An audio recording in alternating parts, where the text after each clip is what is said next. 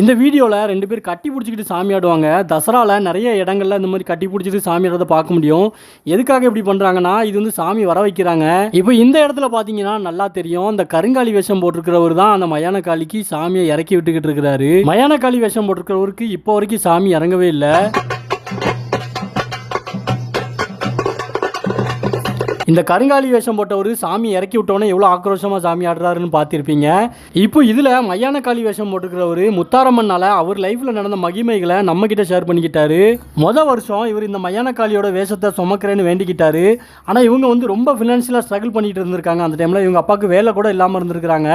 காளி வேஷம் போடுறதுக்கு நிறைய செலவாகும். இவருக்கு வந்து வேஷம் போடுறதுக்கு தேவையான பொருட்கள் வாங்க முடியாத ஒரு சூழ்நிலையில் இருக்காரு. அப்போ இவர் சாமி கிட்ட வேண்டிக்கிட்டாரு, அம்மா நான் உன் வேஷத்தை சுமக்கணும்னு ஆசைப்பட்டுட்டேன், நீ தான் எப்படியாவது எனக்கு வந்து வேஷம் கட்ட வைக்கணும், தேவையான பொருளெல்லாம் வாங்க வைக்கணும்னு வேண்டிக்கிறாரு. அவர் காலையிலே வேண்டி இருக்கிறாரு. அவங்க அப்பா மதியானமாவே எனக்கு நல்ல வேலை கிடைச்சிருச்சுன்னு சொல்லிட்டு ஒரு நாளைக்கு 2000 ரூபா சம்பளத்தில் வேலை கிடைச்சிருக்குதுன்னு சொல்லியிருக்காங்க. அவங்க அப்பா 2 நாளில் அவங்களுக்கு தேவையான காசு எல்லாமே வந்திருக்குது. அதுக்கப்புறமா அந்த காசை வச்சு வேஷம் போடுறதுக்கு தேவையான பொருள் எல்லாமே வாங்கியிருக்கிறாங்க.